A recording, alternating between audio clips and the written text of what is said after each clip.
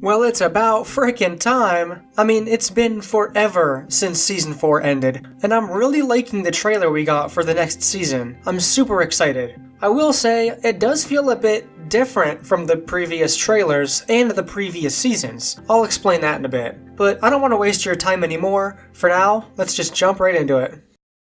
Right off the bat, we get a scene from a family adventure episode, and I just gotta say, I love those kinds of episodes where there's everybody involved. They're always good. I mean, Children of Mort, Total Recall, all 5 of them together with one story and not 2, like most Rick and Morty episodes are. They're because like an A plot and a B plot. Mostly in the earlier seasons that's been the trend, but I really like the new adventures where everyone's involved. And it actually looks like we'll be getting a lot more of those this season. Something about everyone being together for the adventure just makes it so much more enjoyable. You know, you get characters like Rick playing off of Jerry, and those are some of my favorite episodes. It's why I love the Whirly Durly Conspiracy, because you don't see them interact that much, but I think in this new season we will, and I love it.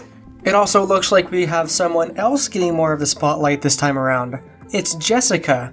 I mean, I actually really like her character. She's always just really wholesome, in contrast to some of the crazy stuff Morty gets himself into. We haven't actually seen her since, it was like season 4, episode 1, which was an entire season ago, you know? And I will remind you that was the best episode of season 4, and in many people's opinion, and that's my opinion too. She's always one of those side characters who's never the direct focus of the episode, but it looks like that's might be changing now. At least I hope so. We never get to see any of her character, so it'll be really cool to see her in the protagonist's seat this time around. And the whole Jessica angle plays into the idea that Rick is losing his grip on the family. They're slowly outgrowing him. And if you recall, that was sort of the takeaway from the finale from last season. So that would sort of line up with that, you know? Morty might start be trying to live a more normal life with a high school and a girlfriend and stuff like that. It'll be an interesting development for sure. Now let's talk about what kind of episodes we have here, or at least the ones it seems like we're getting. First off, the Voltron stuff. It definitely was what stood out the most to me, and I think to a lot of people as well. This is going to be one of those family adventure episodes I was talking about earlier, which are always welcome, and I'm glad that they can experiment with these episode concepts a bit. Like, imagine if this one was just a kick-ass Voltron episode with a basic story. I think I'd actually prefer something like that right now to a meta episode with a confusing plot. Look, I know the train episode is objectively good, I just can't for the life of me understand it, so a Voltron episode will be cool to see. We also have what I'm going to call the Ocean Man episode. It's actually going to be the same episode with Morty carrying Rick half dead that we see much later in the trailer. We know this because of a sneak peek Adult Swim put out like 8 months ago.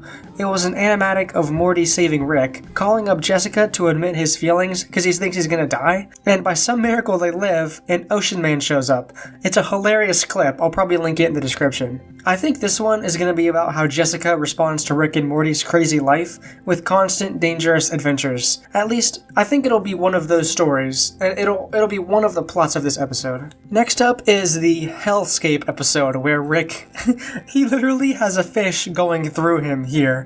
I don't know why I find this so funny, but I mean, Jesus, it's like you went to a place so disturbing that it's funny again. There's not much to say about this one. It doesn't get a lot of screen time in the trailer itself, but it looks to be an adult's adventure with Morty and Summer staying behind. Maybe Jerry gets kidnapped and Beth thinks a hellscape is too much for the kids? Actually, that doesn't sound exactly right now that I say it out loud. Still, though, all I can say is we'll have to wait and see. And before we talk about the last episode concept, I want to bring up a question.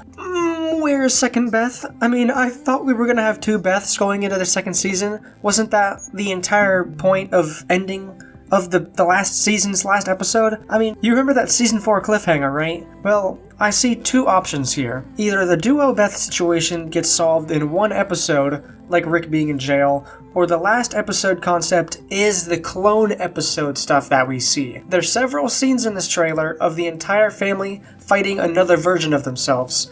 Maybe they're all clones this time? I mean, nobody knows. It's just interesting that Clone Beth / Future Beth isn't really featured in this trailer. I guess we'll have to wait until June to find out about that one. Well, those are my thoughts on the Rick and Morty Season 5 trailer. We didn't really get into any Easter eggs or anything. That's not really my style. You know, I leave that to other people. This was more of a predictions video, but I'll tell you what, Rick and Morty being back is 100% what I needed to round out the school year. It's been a nasty few years in general, and I really missed the show. Anyway, that's all for this video. Comment below what outfit candles my avatar should wear next. Be sure to check out my Instagram for the full-body sketch of today's outfit, and follow me over there for more questionable, furry fashion stuff. Also, subscribe for more movie review / video essay hybrids. Thanks for watching, and I'll see you next Friday. Hey everyone, welcome to my first 30-second mini review during the credits of my video. Today we're reviewing Pepsi Mango, a new flavor that just appeared out of nowhere. Huh. Well, you know what? I was gonna say that it's not that bad, because I've had it once before, but now that I'm tasting it again, it kinda tastes like ass. Off script, yeah, I wouldn't recommend it. It's not very good. I'm sorry, Pepsi. I'm sorry. I'm not sponsored by Pepsi, but of course I wouldn't be after I said that it tastes like ass. Okay, bye.